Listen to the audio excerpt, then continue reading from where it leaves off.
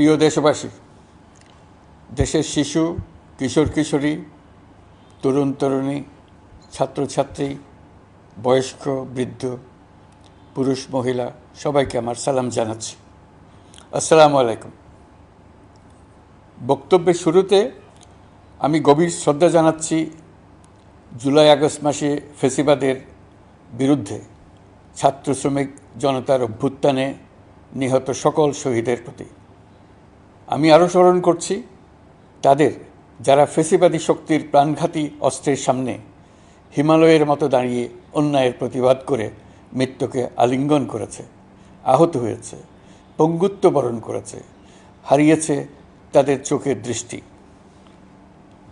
সেই সব বীরদের স্মরণ করছি যারা মিথ্যাচার, লুটপাট, স্বৈরতন্ত্রের বিরুদ্ধে এক দফা দাবি নিয়ে দাঁড়িয়েছিল। কৃতজ্ঞতা চিত্তে স্মরণ করছি আপনাদের ভাই বোনদের, আপনাদের সন্তানদের যারা এই বিপ্লবে অংশগ্রহণ করেছিল। প্রিয় দেশবাসী, আমি আগেও জানিয়েছি, আবারও জানাচ্ছি, গণ অভ্যুত্থানে সকল শহীদের পরিবারকে পুনর্বাসন করা হবে। সকল আহত শিক্ষার্থী, শ্রমিক, জনতার চিকিৎসার সম্পূর্ণ ব্যয় সরকার বহন করবে।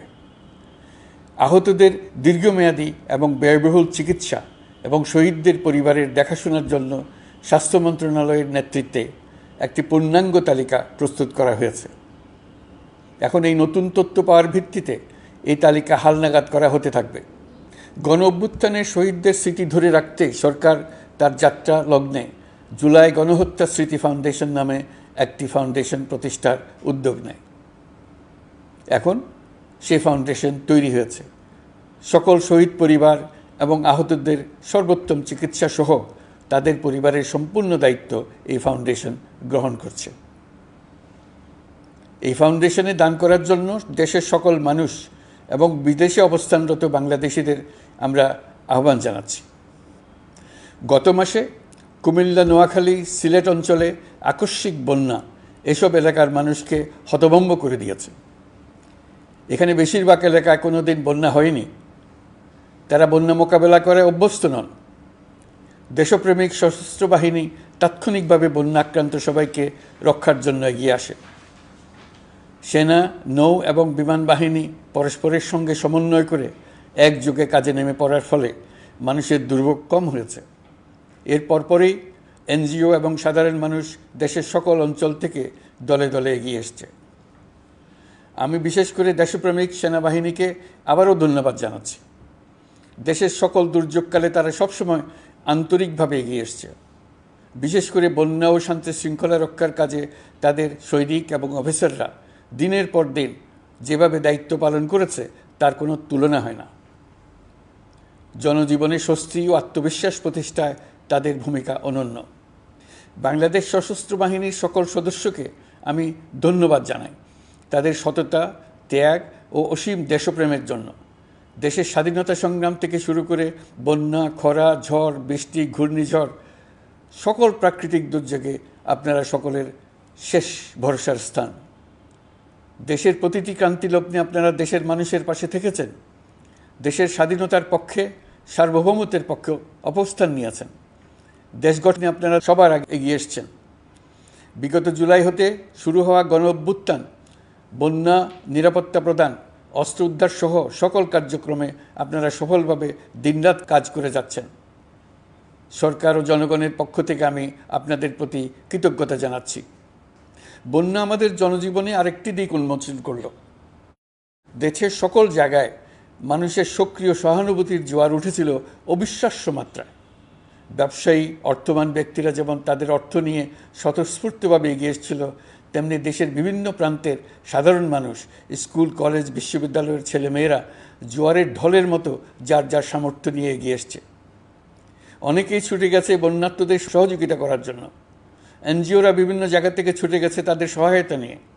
তাদের কাজে অনুপ্রাণিত হয়ে আমি এনজিও নেতাদের সঙ্গে বৈঠক করেছি কিভাবে সরকার তাদের কাজের সঙ্গে সরকারের উদ্যোগকে সমন্বিত করতে পারে, সেটার কাঠামো তৈরি করে দেওয়ার জন্য। বন্যা এখন চলে গেছে, কিন্তু পুনর্বাসনের কঠিন কাজ আমাদের সামনে রয়ে গেছে। সকলের সহযোগিতায় আমরা পুনর্বাসনের কাজটি সফলভাবে সমাধান করতে চাই। আইনশৃঙ্খলা পরিস্থিতির উন্নতির জন্য আমরা দিনরাত পরিশ্রম করে যাচ্ছি। যে সমস্ত ভাই বোনেরা তাদের গত 16 বছরের বেদনা জানিয়ে তার প্রতিকার পাওয়ার জন্য আমার অফিস এবং সচিবালয়ের অফিসসমূহের সামনে প্রতিদিন ঘেরাও কর্মসূচি দিয়ে আমাদের কাজকর্ম ব্যাহত করছিলেন, তারা আমার আহ্বানে সাড়া দিয়ে ঘেরাও কর্মসূচির থেকে বিরত হয়েছেন বটে, তবে অন্যত্র আবার তারা তাদের কর্মসূচি দিয়ে যাতায়াতে ব্যাঘাত সৃষ্টি করছেন। আমি কথা দিচ্ছি, আপনাদের ন্যায্য আবেদনের কথা আমরা ভুলে যাব না। আমরা সকল অন্যায়ের প্রতিকারের জন্য প্রতিশ্রুতিবদ্ধ। আমরা আমাদের দায়িত্বকালে যথাসম্ভব সব সমস্যার সমাধানের চেষ্টা করব। আমি আবারও অনুরোধ করছি, আপনারা যাতায়াতে ব্যাঘাত সৃষ্টি থেকে বিরত থাকুন। জাতি আপনাদের প্রতি কৃতজ্ঞ থাকবে।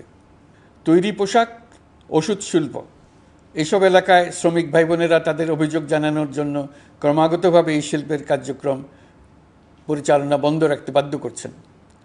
এটা আমাদের অর্থনীতিতে যে নেতিবাচক প্রভাব ফেলবে সেটা মোটেই কাম্য নয়। এমনিতেই ছাত্র শ্রমিক জনতার বিপ্লবের পর যে অর্থনীতি আমরা পেয়েছি সেটা নিয়মনীতিবিহীন দ্রুত ক্ষীয়মান একটা অর্থনীতি। প্রাতিষ্ঠানিক কাঠামো প্রায় ধ্বংসপ্রাপ্ত। বৈদেশিক মুদ্রার রিজার্ভ তলানিতে গিয়ে ঠেকেছে। আমরা এই অর্থনীতিতে প্রাণ সঞ্চারের চেষ্টা করছি, আমাদের উদ্যোগে সাড়াও পাচ্ছি। ঠিক এই সময়ে আমাদের শিল্প কারখানাগুলো বন্ধ হয়ে যাক, অকার্যকর হয়ে যাক, এটা আমাদের অর্থনীতিতে বিরাট আঘাত পড়বে। সেটা কিছুতেই আমাদের কাম্য হতে পারে না। শ্রমিক ভাই বোনদের অনেক দুঃখ আছে, কিন্তু সেই দুঃখ প্রকাশ করতে গিয়ে আপনাদের মূল জীবিকা বন্ধ হওয়ার উপক্রম হলে সেটা ঠিক হবে না। দেশের অর্থনীতি ধ্বংসপ্রাপ্ত হলে সেটা ঠিক হবে না। শ্রমিক মালিক উভয়ের পক্ষে আলোচনা করে এসব সমস্যার সমাধান আমরা অবশ্যই বের করব। আপনারা কারখানা খোলা রাখুন, অর্থনীতির চাকা সচল রাখুন, দেশের অর্থনীতিকে সোজা হয়ে দাঁড়াতে দিন। আমরা আপনাদের সমস্যার স্থায়ী সমাধান বের করার জন্য সর্বশক্তি প্রয়োগ করব। মালিক পক্ষের কাছে আমাদের আবেদন, আপনারা শ্রমিকদের সঙ্গে বোঝাপড়া করুন, কারখানা সচল রাখুন, অর্থনীতির দুর্বল স্বাস্থ্যকে সবল করে তুলুন। ওষুধ শিল্প এবং তৈরি পোশাক শিল্প দেশের গৌরব। এর মাধ্যমে আমাদের শ্রমিক ভাই বোনেরা তাদের কর্মকুশলতা বিশ্বকে মুগ্ধ করেছে। এর সাফল্য এখন থমকে আছে। আমরা এই দুই শিল্পকে তাদের সম্ভাব্য শীর্ষে নিয়ে যেতে চাই। দুর্বল করার তো প্রশ্নই ওঠে না। এই দুই শিল্পের কোথায় কোথায় বাধা আছে, সমস্যা আছে, সেগুলো চিহ্নিত করে তাকে বাধামুক্ত করতে চাই। আমরা বিদেশি ক্রেতাদের একত্রিত করে তাদের সহযোগিতা চাইব, যেন বাংলাদেশের এই শিল্প দুটি বিশ্বের অন্যান্য দেশের চাইতে বেশি আস্থাযোগ্য হয়ে গড়ে উঠতে পারে। সব কিছুই সম্ভব যদি আমরা শ্রমিক মালিক সম্পর্কটা একটা নির্ভরযোগ্য, আনন্দদায়ক করে গড়ে তুলতে পারি। আমাদের সরকারের প্রথম মাস কাটল, দ্বিতীয় মাস থেকে আমরা নতুন বাংলাদেশ গড়ার ভিত্তি হিসেবে নতুন শ্রমিক মালিক সম্পর্কের সূচনা করতে চাই। এটা দেশের সবার কাম্য। দেশের নতুন প্রজন্ম নির্ভয়ে যেন তাদের ভবিষ্যৎ নিয়ে এগিয়ে যেতে পারে, আমরা সেই লক্ষ্যে কাজ করছি। আমাদের দায়িত্ব অনেক। ন্যায়ভিত্তিক একটা সমাজ গড়ে তোলার জন্য একসাথে অনেকগুলো কাজ আমাদের হাত দিতে হবে। 1 জুলাই থেকে 5 আগস্ট পর্যন্ত ছাত্র জনতার গণ আন্দোলনকে দমন করতে যেসব ফৌজদারি মামলা দায়ের করা হয়েছিল, এর মধ্যে হত্যা মামলা ছাড়া বাকি প্রায় সকল মামলা প্রত্যাহার করা হয়েছে। এইসব মামলায় গ্রেফতারকৃত সকলে মুক্তি পেয়েছে। দায়িত্ব গ্রহণের শুরুতেই অন্তর্বর্তীকালীন সরকার বিচার বিভাগের বড় সংস্কারের কাজে হাত দিয়েছে। যোগ্যতম ব্যক্তিকে প্রধান বিচারপতি নিয়োগ দেওয়াতে মানুষের মনে নতুন আশার সঞ্চার হয়েছে। আপিল বিভাগের বিচারপতি নিয়োগ, অ্যাটর্নি জেনারেল নিয়োগ এবং অন্যান্য নিয়োগগুলি অতি গুরুত্বপূর্ণ নিয়োগ, যেগুলো সবকটাই সম্পন্ন হয়েছে। সন্ত্রাস দমন আইন ও ডিজিটাল সাইবার নিরাপত্তা আইনে দায়েরকৃত মিথ্যা হয়রানিমূলক মামলাগুলো প্রত্যাহার করা হচ্ছে। সাইবার নিরাপত্তা আইন সহ বাংলাদেশে বিদ্যমান সকল কালো আইনের তালিকা করা হয়েছে। অতি সত্বর এই সকল কালো আইন বাতিল ও প্রযোজ্য ক্ষেত্রে সংশোধন করা হবে। সাংবাদিক সাগর রনি হত্যাকাণ্ড সহ বহুল আলোচিত 5টি হত্যাকাণ্ডের তদন্ত ও বিচার অগ্রাধিকার ভিত্তিতে ও দ্রুততম সময়ে নিষ্পত্তির জন্য সহায়তা প্রদান করা হচ্ছে। সম্প্রতি আমরা বলপূর্বক গুম থেকে সকল ব্যক্তির সুরক্ষার জন্য আন্তর্জাতিক কনভেনশনের সনদে স্বাক্ষর করেছি। ফলে স্বৈরাচার দ্বারা প্রতিষ্ঠিত গুম সংস্কৃতির সমাপ্তি ঘটানোর জন্য আন্তর্জাতিকভাবে আমরা প্রতিজ্ঞাবদ্ধ হলাম। এছাড়া আমরা ফেসিবাদ শাসনের 15 বছরে গুমের প্রতিটি ঘটনা তদন্ত করার জন্য পৃথক একটা কমিশন গঠন করছি। যেসব পরিবার তাদের নিখোঁজ পিতা, স্বামী, পুত্র এবং ভাইদের পাওয়ার জন্য বছরের পর বছর যন্ত্রণার সাথে অপেক্ষা করছেন, আমরা আপনাদের বেদনায় সমব্যথী। আয়নাঘরগুলো বন্ধ করে দেওয়া হয়েছে এবং সেই সাথে বের হয়ে আসছে ফ্যাসিস্ট হাসিনা সরকারের গুমের শিকার ভাই বোনদের কষ্ট ও যন্ত্রণা গাথা। আমাদের তরুণ প্রজন্মের ভবিষ্যৎ যেন উজ্জ্বল হয়, সেটা নিশ্চিত করতে শিক্ষা ব্যবস্থার দিকে আমাদের পূর্ণ নজর রয়েছে। ইতিমধ্যে প্রথম শ্রেণী থেকে দ্বাদশ শ্রেণী পর্যন্ত বর্তমানের ত্রুটিপূর্ণ শিক্ষাক্রম পরিবর্তন করা হয়েছে। বই সংশোধন ও পরিমার্জনের কাজ শেষ পর্যায়ে আছে। এই সংস্কারের কাজ অব্যাহত থাকবে। বিশ্ববিদ্যালয়সমূহের উচ্চ প্রশাসনিক পদগুলো পূরণ করে শিক্ষা কার্যক্রম স্বাভাবিক করার কাজ দ্রুত গতিতে এগিয়ে চলেছে। বেসরকারি শিক্ষা প্রতিষ্ঠানগুলোর পরিচালনা বোর্ডে দখলদারিত্বের রাজনীতি বন্ধ করার ব্যবস্থাও নেওয়া হয়েছে। আপনারা নিশ্চয় লক্ষ্য করেছেন, আমাদের প্রথম মাসে দেশের প্রায় সকল বিশ্ববিদ্যালয়ের উপাচার্য এবং উপাচার্য মহোদয়গণ পদত্যাগ করেছেন। উচ্চশিক্ষার ক্ষেত্রে এটা বিরাট শূন্যতার সৃষ্টি করেছে। প্রথম মাসে আমরা ক্রমাগতভাবে প্রতিটি বিশ্ববিদ্যালয়ে সবার কাছে গ্রহণযোগ্য এমন উপাচার্য এবং উপাচার্য নিয়োগ দেওয়ার কাজ শুরু করেছে। এর ফলে সকল সরকারি এবং বেসরকারি বিশ্ববিদ্যালয়গুলোতে নতুন উদ্যমে কাজ শুরু করার পরিবেশ সৃষ্টি হয়েছে। সংবাদ মাধ্যম ও মত প্রকাশের পূর্ণ স্বাধীনতা ইতিমধ্যে নিশ্চিত করা হয়েছে। আমরা সবাইকে বলে দিয়েছি, আপনারা মন খুলে আমাদের সমালোচনা করুন, আমরা সবার মতামতের প্রতি শ্রদ্ধাশীল। মিডিয়া যাতে কোনো রকম বাধা বিপত্তি ছাড়া নির্বিঘ্নে তাদের কাজ করতে পারে, সেজন্য একটা মিডিয়া কমিশন গঠন করা সরকারের সক্রিয় বিবেচনাধীন। আরও যেসব কমিশন সরকার সহ অন্য সবাইকে জবাবদিহিতার আওতায় আনতে পারে, আমরা তাদের পুনর্গঠন ও সংস্কারের উদ্যোগ নিয়েছি, যাতে তারা আরও শক্তিশালী হয়, জনকল্যাণে কাজ করে। দায়িত্ব গ্রহণের পর বিভিন্ন দেশের সরকার প্রধান টেলিফোনে এবং শুভেচ্ছা বার্তা পাঠিয়ে আমাকে অভিনন্দন জানিয়েছেন।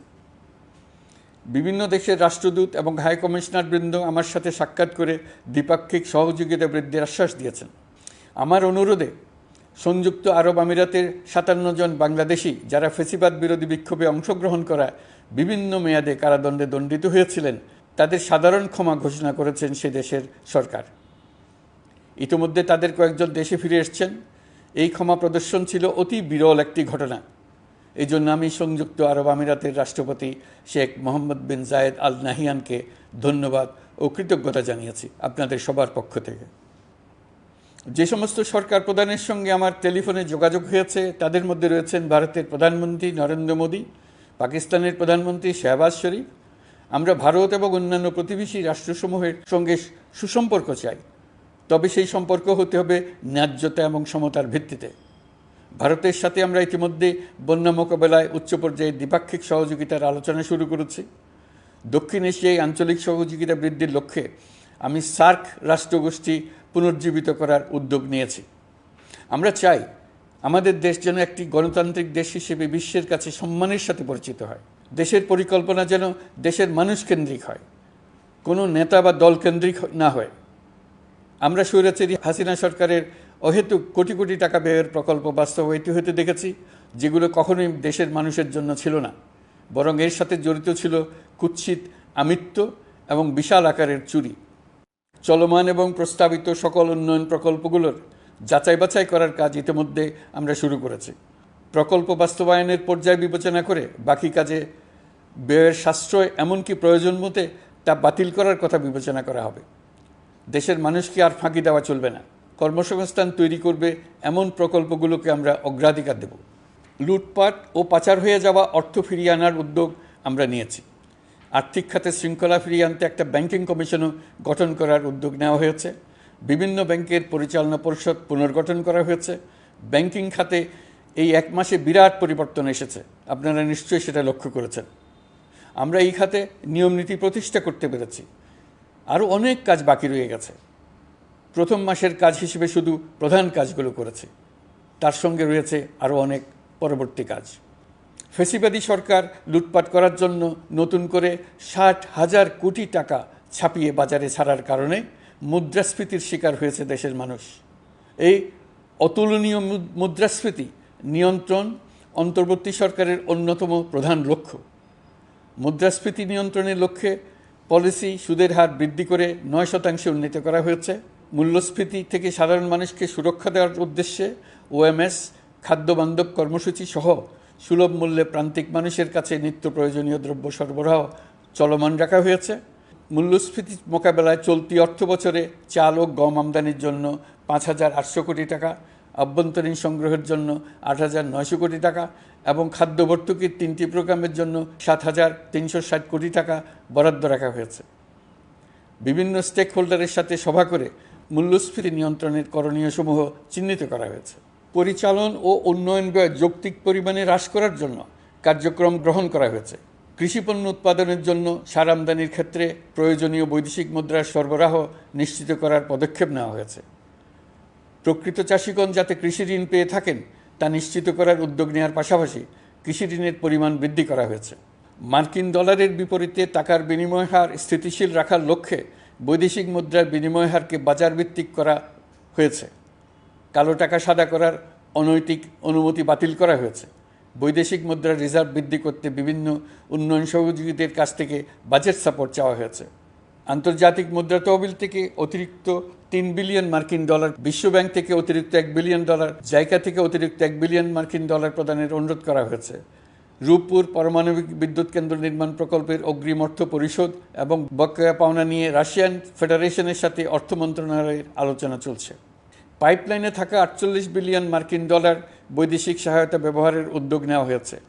মেগা প্রকল্পের নামে লুটপাট বন্ধের পাশাপাশি স্বাস্থ্য ও শিক্ষা খাতে বরাদ্দ বৃদ্ধির পরিকল্পনা গ্রহণ করা হয়েছে। বৈদেশিক মুদ্রার রিজার্ভের উপর চাপ কমানোর লক্ষ্যে রাশিয়া এবং চীন থেকে প্রাপ্ত ঋণের সুদের হার কমানো এবং ঋণের মেয়াদ বৃদ্ধির জন্য অনুরোধ জানানো হয়েছে। সকল উন্নয়ন সহযোগীদের সাথে সম্পর্ক আরও নিবিড় করার উদ্যোগ নেওয়া হয়েছে। সকল অর্থনৈতিক সূচক এবং পরিসংখ্যানের প্রকৃত মান বা সংখ্যা প্রকাশের জন্য নির্দেশনা প্রদান করা হয়েছে। জিডিপি, মূল্যস্ফীতি ইত্যাদি সঠিক উপাত্ত সংগ্রহ, প্রাক্কলন ও প্রকাশের জন্য নির্দেশনা দেওয়া হয়েছে। জাতীয় রাজস্ব বোর্ড এবং অর্থ বিভাগের রাজস্ব আয় সম্পর্কিত উপাত্তের মধ্যে পার্থক্য নিরসনে উদ্যোগ নেওয়া হয়েছে। প্রকৃত রপ্তানি আয় নিরূপণ এবং প্রকাশের নির্দেশনা দেওয়া হয়েছে। জাতীয় রাজস্ব বোর্ডের অটোমাইজেশনের লক্ষ্যে পরিকল্পনা গ্রহণ করা হয়েছে। পুঁজিবাজারকে স্বাভাবিক ধারায় ফিরিয়ে আনতে সিকিউরিটি এক্সচেঞ্জ কমিশন পুনর্গঠন করা হয়েছে। নিত্য প্রয়োজনীয় পণ্য সামগ্রীর সরবরাহ স্বাভাবিক রাখার নিমিত্তে ব্যবসায়ী, শিল্প মালিক ও ব্যবসায়ী সংগঠনের সাথে সভা করা হচ্ছে এবং তাদের মতামতের ভিত্তিতে বিভিন্ন ব্যবস্থা গ্রহণ করা হচ্ছে। বিদ্যমান মজুদ ও ঘাটতি মূল্যায়ন করে ভবিষ্যৎ চাহিদা পর্যালোচনা করে স্থানীয় উৎপাদন বৃদ্ধির পাশাপাশি আমদানি পর্যায়ে বিভিন্ন জটিলতা দূরীকরণ, বন্দর ও বড় মোকামসহ পরিবহন ব্যবস্থার বিভিন্ন সমস্যা সমাধানে সংশ্লিষ্ট সকল মন্ত্রণালয়, দপ্তর, বিভাগকে প্রয়োজনীয় নির্দেশ দেওয়া হয়েছে।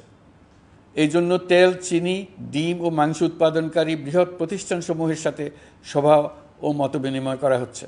নিত্য প্রয়োজনীয় কিছু দ্রব্যাদি যেমন পেঁয়াজ, আলু এসবের দাম আরও কমানোর জন্য বিদ্যমান শুল্ক হার হ্রাসের বিষয়ে এনবিআরকে প্রয়োজনীয় নির্দেশনা দেওয়া হয়েছে। ইতোমধ্যে এনবিআর পেঁয়াজ, আলু ও কতিপয় কীটনাশকের ক্ষেত্রে আমদানি শুল্ক হ্রাস এবং ক্ষেত্র বিশেষে রেগুলেটরি শুল্ক প্রত্যাহার করে এসআরও জারি করেছে। নিম্ন আয়ের 1 কোটি পরিবারকে টিসিবির মাধ্যমে হ্রাসকৃত মূল্যে কিছু পণ্য যেমন পরিবার প্রতি চাল মাসে 5 কেজি, সয়াবিন তেল মাসে 2 কেজি, মসুর ডাল মাসে 2 কেজি দেওয়া হচ্ছে। এটি সামনের দিনগুলোতে অব্যাহত রাখা হবে। সরকার দায়িত্ব গ্রহণের পর জনপ্রত্যাশা অনুযায়ী বিদ্যুৎ, জ্বালানি ও খনিজ সম্পদ মন্ত্রণালয় হতে বিদ্যুৎ ও জ্বালানির দ্রুত সরবরাহ বৃদ্ধি আইনের অধীনে চলমান সকল প্রকার নেগোসিয়েশন, প্রকল্প বাছাই এবং ক্রয় প্রক্রিয়াকরণ কার্যক্রম আপাতত স্থগিত করা হয়েছে। গত 1.5 দশকে এই আইন ব্যবহার করে লক্ষ কোটি টাকা লুটপাট হয়েছে। বিদ্যুৎ, জ্বালানি ও খনিজ সম্পদ মন্ত্রণালয়ের আওতাধীন কোম্পানিসমূহে অধিকতর স্বচ্ছতা ও জবাবদিহিতা আনার লক্ষ্যে কোম্পানিসমূহের পরিচালনা পর্ষদ পুনর্গঠন করা হয়েছে। প্রকৌশল, ভূতত্ত্ব এবং খনিজ হিসাব বিষয়ে অধ্যয়ন করেছে এমন ছাত্র প্রতিনিধি অন্তর্ভুক্ত করার জন্য উদ্যোগ গ্রহণ করা হয়েছে। এই খাতে অধিকতর সক্ষমতা, গতিশীলতা এবং জবাবদিহিতা নিশ্চিত করার লক্ষ্যে বিশেষজ্ঞগণের সমন্বয়ে একটি কমিটি গঠন করা হয়েছে। জ্বালানি তেলের মূল্য জনপ্রত্যাশা অনুযায়ী সহনশীল রাখতে অকটেন ও পেট্রোলের দাম ৬ টাকা, ডিজেল ও কেরোসিনের দাম ১ টাকা ২৫ পয়সা কমানো হয়েছে। ৩৭ দিন বন্ধ থাকার পর গত ২৫ আগস্ট হতে মিরপুর ১০ ও কাজীপাড়া স্টেশন ছাড়া বাকি সব স্টেশনে মেট্রো রেল পুনরায় চালু করা হয়েছে। ভুয়া মুক্তিযোদ্ধাদের চিহ্নিত করার লক্ষ্যে বিশেষ করে মুক্তিযুদ্ধের সময় যাদের বয়স ১২.৫ বছরের কম ছিল তাদের মুক্তিযুদ্ধ তালিকা হতে বাতিলের জন্য সুপ্রিম কোর্টে লিভ টু আপিলের পদক্ষেপ গ্রহণ করা হয়েছে। মুক্তিযোদ্ধা কল্যাণ ট্রাস্টের আওতাধীন বেদখলকৃত স্থাবর সম্পত্তি উদ্ধারে প্রয়োজনীয় ব্যবস্থা গ্রহণ করা হয়েছে। গৃহায়ন ও গণপূর্ত মন্ত্রণালয় কর্তৃক গৃহীত বরিশাল, রংপুর, ময়মনসিংহ উন্নয়ন কর্তৃপক্ষ আইন এর খসড়া তৈরির কার্যক্রম নেওয়া হয়েছে। পূর্বাচল নতুন শহর প্রকল্প, ঢাকার আশেপাশে স্যাটেলাইট সিটি নির্মাণের রোডম্যাপ চূড়ান্তকরণের উদ্যোগ নেওয়া হয়েছে। বিধি বহির্ভূত প্রদত্ত প্লট ও ফ্ল্যাটের বরাদ্দ বাতিলের উদ্যোগ নেওয়া হয়েছে। প্রিয় দেশবাসী, আপনাদের আমাদের সন্তানদের জন্য একটি গণতান্ত্রিক বাংলাদেশের রূপরেখা তৈরি করতে আমরা দৃঢ় প্রতিজ্ঞ। আর যেন আমাদের কোনো স্বৈরাচারের হাতে পড়তে না হয়। আমরা যাতে বলতে পারি আমরা একটি গণতান্ত্রিক দেশে বসবাস করি, আমরা যাতে সকলেই দাবি করতে পারি যে এই দেশটি আমাদের, আমরা সেই লক্ষ্যেই কাজ করছি। কেউ আইন নিজের হাতে তুলে নেবেন না। আইন নিজের হাতে তুলে নিয়ে কেউ সমাজে বিশৃঙ্খল পরিবেশ সৃষ্টি করলে আমরা তাকে অবশ্যই শাস্তির আওতায় নিয়ে আসব। আমরা একটি সাম্প্রদায়িক সম্প্রীতির দেশ। ধর্মীয় সম্প্রীতি বিনষ্ট হয় এমন কোনো কাজ কেউ কোনোভাবেই করবেন না। অতীতে শুধুমাত্র আওয়ামী মতাদর্শী না হওয়ার কারণে ২৮তম থেকে ৪২তম বিসিএস পর্যন্ত বিপিএসসি কর্তৃক সুপারিশকৃত অনেক প্রার্থী নিয়োগ বঞ্চিত হয়েছেন। ৮ই আগস্ট পরবর্তী সময়ে এর মধ্যে এদের ২৫৯ জনকে নিয়োগ দেওয়া হয়েছে। মাঠ প্রশাসনকে জনবান্ধব এবং দুর্নীতিমুক্ত জবাবদিহিমূলকভাবে গড়ে তোলার জন্য সব ধরনের উদ্যোগ নেওয়া হয়েছে। সরকারি কর্মচারীদের বাধ্যতামূলকভাবে সম্পদ বিবরণী দাখিলের নির্দেশ দেওয়া হয়েছে এবং এটা প্রতি বছর তাদেরকে করতে হবে। ধ্বংস হয়ে পড়া একটা জনপ্রশাসনকে নিয়ে যাত্রা শুরু করেছি।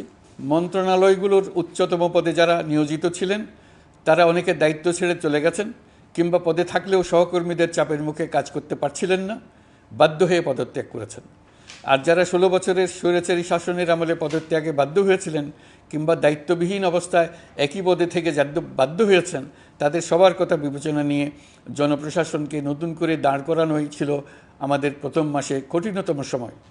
আবার সকল সমস্যার সমাধান করে একটি নতুন জনপ্রশাসন কাঠামো দাঁড় করাতে পেরেছি, এটাই আমাদের প্রথম মাসের সবচাইতে বড় অর্জন।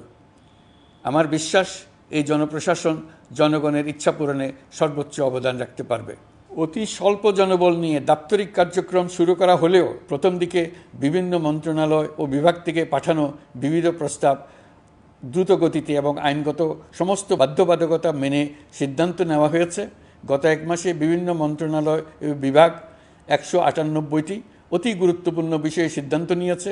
জনপ্রশাসনের ১৩৫ জন অতিরিক্ত সচিব, ২২৭ জন যুগ্ম সচিব এবং ১২০ জন উপসচিবকে পদোন্নতি প্রদান করা হয়েছে। ৫৯টি জেলার জেলা প্রশাসককে প্রত্যাহার করা হয়েছে এবং নতুন ৫৯ জন জেলা প্রশাসককে নিয়োগ দেওয়া হয়েছে। ৬৭ জন কর্মকর্তার চুক্তিভিত্তিক নিয়োগ বাতিল করা হয়েছে। ১০ জন যুগ্ম সচিব, ৮ জন অতিরিক্ত সচিব, ৬ জন সচিবকে ওএসডি করা হয়েছে। বাংলাদেশ পুলিশের ৮০ জন ডিআইজি, ৩০ জন পুলিশ সুপার সহ ১১০ জনকে পদোন্নতি প্রদান করা হয়েছে। ১ জন ডিআইজি, ১ জন এডিশনাল ডিআইজি, ৪ জন পুলিশ সুপারকে চাকরিতে পুনর্বহাল করা হয়েছে। আইজিপি সহ ১০ জন অতিরিক্ত আইজি, ৮৮ জন ডিআইজি, ২১ জন এডিশনাল ডিআইজি, ১৭৭ জন পুলিশ সুপার সহ মোট ২৯৭ জন কর্মকর্তাকে বদলি করা হয়েছে। ছাত্র শ্রমিক জনতার বিপ্লবের মূল লক্ষ্য ছিল গণভবন। এটা ছিল স্বৈরাচারের কেন্দ্রবিন্দু। এই সরকার বিপ্লবের প্রতি সম্মান দেখিয়ে গণভবনকে বিপ্লবের জাদুঘর হিসেবে ঘোষণা দিয়েছে। ছাত্র জনতার ক্ষোভকে স্থায়ীভাবে তুলে ধরার জন্য গণভবনের আর কোনো সংস্কার করা হবে না। ছাত্র জনতার ক্ষোভের মুখে তা যে অবস্থায় দাঁড়িয়েছিল সেই অবস্থায় তাকে রাখা হবে। যেসব মূল্যবান সামগ্রী জনতা নিয়ে গিয়েছিল সেগুলো অনেক ফেরত দিয়ে গেছেন। যারা নিয়ে গিয়েছেন তারা নিজেরাই ফেরত দিয়ে গেছেন। তাদের আমরা দেশবাসীর পক্ষ থেকে ধন্যবাদ জানাচ্ছি। আরও কিছু জিনিস পাওয়া যায়নি। যারা নিয়ে গেছেন তাদের কাছে আমাদের অনুরোধ থাকবে তারা যেন এইসব সামগ্রী ফেরত দিয়ে যান। আমরা উল্লেখ করব এইসব বিক্ষুব্ধ জনতা নিয়ে গিয়েছিল কিন্তু বিজয়ের পর তারা আবার জাদুঘরে প্রতি সম্মান দেখিয়ে এগুলো ফেরত দিয়ে গিয়েছেন। আমরা নতুন বাংলাদেশকে একটা পরিবেশ বান্ধব এবং জীববৈচিত্র্যময় দেশ হিসেবে গড়ে তোলার উদ্যোগ নিয়েছি। এটি তরুণদের আকাঙ্ক্ষা, আমাদের সবারই আকাঙ্ক্ষা। সেই লক্ষ্যে আমি প্রথমেই একটি ক্ষুদ্র পদক্ষেপ নিয়েছি। আমার বাসভবন এবং সমগ্র সচিবালয়ে প্লাস্টিকের পানির বোতল ব্যবহার নিষিদ্ধ করেছে। ইতিমধ্যে সুপার শপগুলোতে পলিথিনের শপিং ব্যাগ ব্যবহার বন্ধ করার উদ্যোগ নেওয়া হয়েছে। গত কয়েক দশকে যে পরিমাণ নদী দূষণ হয়েছে, আমরা তা বন্ধ করার উদ্যোগ নিয়েছি। আমরা সংস্কার চাই, আমাদের একান্ত অনুরোধ। আমাদের উপর যে সংস্কারের গুরু দায়িত্ব দিয়েছেন, সেই দায়িত্ব দিয়ে আপনারা দর্শকের গ্যালারিতে চলে যাবেন না। আপনারা আমাদের সঙ্গে থাকুন, আমরা একসঙ্গে সংস্কার করব। এটা আমাদের সবার দায়িত্ব। আপনারা নিজ নিজ জগতে সংস্কার আনুন। একটা জাতির সংস্কার শুধু সরকারের সংস্কার হলে হয় না। আপনি ব্যবসায়ী হলে আপনার ব্যবসায়ী সংস্কার আনুন। ব্যবসায়ী গোষ্ঠীরা তাদের নিজ নিজ সমিতির মাধ্যমে সংস্কার আনুন। সমিতিতে সংস্কার আনুন। নতুন করে সমিতি গঠনতন্ত্র সংশোধন করুন। আপনি শ্রমিক হলে আপনার ক্ষেত্রে আপনি সংস্কার করুন। আপনি রাজনৈতিক নেতাকর্মী হলে আপনার ক্ষেত্রে সংস্কার করুন। আপনি প্রতিষ্ঠান প্রধান হলে আপনার প্রতিষ্ঠানে সংস্কার আনুন। আমি এটাকে সুযোগ হিসেবে গ্রহণ করার জন্য সবাইকে আহ্বান জানাচ্ছি। এই সংস্কারের মাধ্যমে আমরা জাতি হিসেবে নতুনভাবে যাত্রা শুরু করতে চাই। আমাদের এই যাত্রা আমাদেরকে পৃথিবীর একটা সম্মানিত জাতি হিসেবে প্রতিষ্ঠিত করুক, এটাই আমাদের সবার কাম্য, এটাই আমাদের সবার লক্ষ্য। গত এক মাসে আমি বেশ কিছু রাজনৈতিক দলের সঙ্গে পৃথকভাবে বসছি, তাদের সঙ্গে মতামত বিনিময় করেছি। তারা আমাদের উৎসাহিত করেছেন, ছাত্র শ্রমিক জনতার বিপ্লবের লক্ষ্যের প্রতি সমর্থন জানিয়েছেন, সংস্কারের কাজে পূর্ণ সহযোগিতার দেওয়ার আশ্বাস দিয়েছেন। আমি দেশের বিশিষ্ট সম্পাদক বৃন্দের সঙ্গে মত বিনিময় করেছি, তারাও সংস্কারের কাজে পূর্ণ সহযোগিতা দেওয়ার আশ্বাস দিয়েছেন।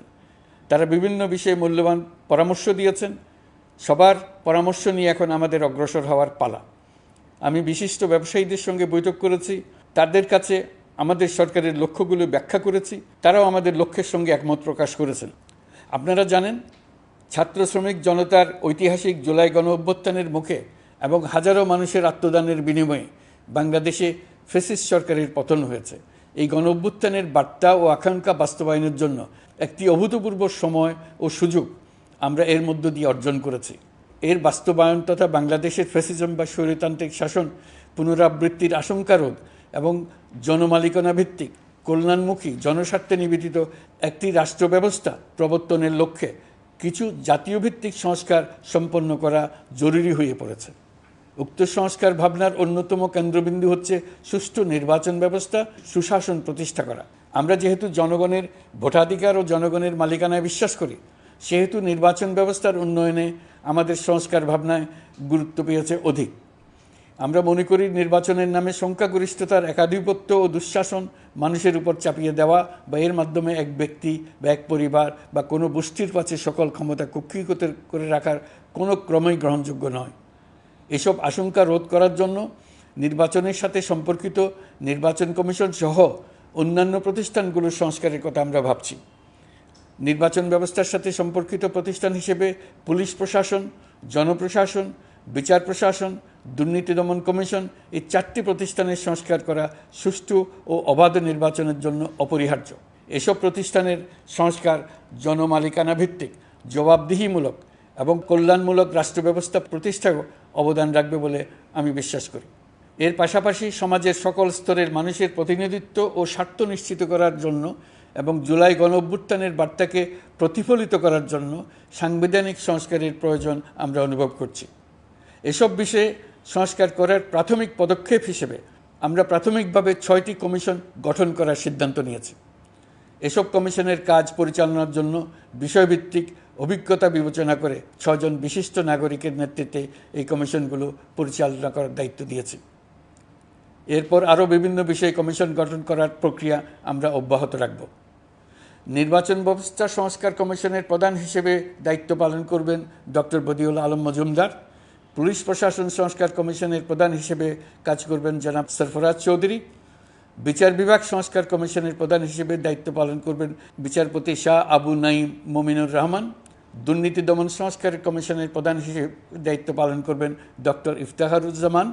জনপ্রশাসন সংস্কার কমিশনের প্রধান হিসেবে দায়িত্ব পালন করবেন জনাব আব্দুল মুহিত চৌধুরী। সংবিধান সংস্কার কমিশনের প্রধান হিসেবে দায়িত্ব পালন করবেন ডক্টর শাহদিন মালিক। এসব কমিশনের অন্য সদস্যদের নাম কমিশন প্রধানদের সাথে আলোচনা করে ঠিক করা হবে। কমিশনগুলোর আলোচনা ও পরামর্শ সভায় উপদেষ্টা পরিষদের সদস্য, ছাত্র, শ্রমিক জনতা আন্দোলনের প্রতিনিধি, নাগরিক সমাজ ও রাজনৈতিক দলের প্রতিনিধিরা উপস্থিত থাকবেন। পূর্ণাঙ্গভাবে গঠিত হওয়ার পর কমিশন আনুষ্ঠানিকভাবে তাদের কাজ আগামী 1 অক্টোবর থেকে শুরু করতে পারবে বলে আমি আশা করছি এবং এটি পরবর্তী 3 মাসের মধ্যে সম্পন্ন হবে বলে আমরা ধারণা করছি। কমিশনের রিপোর্টের ভিত্তিতে সরকার পরবর্তী পর্যায়ে প্রধান রাজনৈতিক দলগুলোর সাথে পরামর্শ সভার আয়োজন করবে। চূড়ান্ত পর্যায়ে ছাত্র সমাজ, নাগরিক সমাজ, রাজনৈতিক দলের প্রতিনিধি, সরকারের প্রতিনিধি নিয়ে ব্যাপক ভিত্তিক 3 থেকে 7 দিন ব্যাপী একটি পরামর্শ সভার ভিত্তিতে সংস্কার ভাবনার রূপরেখা চূড়ান্ত করা হবে। এতে এই রূপরেখা কীভাবে বাস্তবায়ন হবে তার একটি ধারণাও দেওয়া হবে। এই আয়োজন জুলাই গণ-অভ্যুত্থানের বার্তা বাস্তবায়ন ও রাষ্ট্র পুনর্নির্মাণ তাগিদের ঐক্যবন্ধনে গোটা জাতিকে শক্তিশালী ও আশাবাদী করে তুলবে বলে আমাদের বিশ্বাস। প্রিয় দেশবাসী, আমাদের সামনে অনেক কাজ। সবাই মিলে একই লক্ষ্যে আমরা অগ্রসর হতে চাই। আমাদের মধ্যে, বিশেষ করে আমাদের নতুন প্রজন্মের মধ্যে যে সুপ্ত প্রতিভা লুকিয়ে আছে, সেটা যেন বিনা বাধায় রাষ্ট্রের এবং সমাজের সহযোগিতায় প্রকাশ করতে পারি, সেই সুযোগের কাঠামো তৈরি করতে চাই। সকলে মিলে আমাদের পরিবারের প্রতিটি সদস্যকে, সে ঝাড়ুদার হোক, ছাত্র হোক, শিক্ষক হোক, যে কোনো ধর্মের হোক, সবার সমান অধিকার নিশ্চিত করতে চাই। এই হলো আমাদের সংস্কারের মূল লক্ষ্য। আসুন ছাত্র শ্রমিক জনতার এই বিপ্লবের লক্ষ্যকে আমরা দ্রুত বাস্তবায়ন করি। আমাদের প্রথম মাসে আমরা যেই গতিতে, যে উদ্যম নিয়ে কাজ এগিয়ে নিয়ে যাওয়ার কথা চিন্তা করেছিলাম, সেটা হয়তো করতে পারিনি বাস্তব অবস্থার পরিপ্রেক্ষিতে। দেশের আইনশৃঙ্খলা পরিস্থিতি স্বাভাবিক রাখা গেলে আশা করি আমরা আমাদের গতি অনেক বাড়াতে পারব। এই জন্য দেশের সকল মানুষের কাছে, শিক্ষক, ছাত্রছাত্রী, কৃষক, শ্রমিক, পেশাজীবী, বড় ব্যবসায়ী, ক্ষুদ্র ব্যবসায়ী, দিনমজুর, গৃহিণী, সকলের সহযোগিতা চেয়েছি। আমাদের কাজ বড় কঠিন, কিন্তু জাতি হিসেবে এবার ব্যর্থ হওয়ার কোনো অবকাশ আমাদের নেই। আমাদেরকে সফল হতেই হবে। এই সাফল্য আপনাদের কারণেই আসবে, আপনার সহযোগিতার কারণেই আসবে। আমাদের কাজ হবে আপনার আমার স্বপ্নকে বাস্তবে রূপায়িত করা। এখন আমরা আমাদের 2য় মাস শুরু করছি। আমাদের 2য় মাসে যেন আপনাদের মনে দৃঢ় আস্থা সৃষ্টি করতে পারি, সেই চেষ্টা করে যাব। ধৈর্য ধরুন, এই কথাটি আমি মোটেই আপনাদের বলবো না। আমরা সবাই অধৈর্য হয়ে পড়েছি। এত সব কাজ কখন যে শেষ হবে এটা চিন্তা করে আমরা অধৈর্য হব, কেন হব না? কিন্তু সঠিকভাবে কাজ করব, কাজে কোনো অধৈর্যের চিহ্ন রাখব না। প্রিয় দেশবাসী, দেশের শিশু, কিশোর কিশোরী, তরুণ তরুণী, ছাত্রছাত্রী, বয়স্ক, বৃদ্ধ, পুরুষ, মহিলা, সবাইকে আবারও আমার সালাম জানাচ্ছি। আসসালামু আলাইকুম। আপনাদের সবাইকে ধন্যবাদ জানাচ্ছি। মহান আল্লাহ আমাদের সকলের সহায় হোক।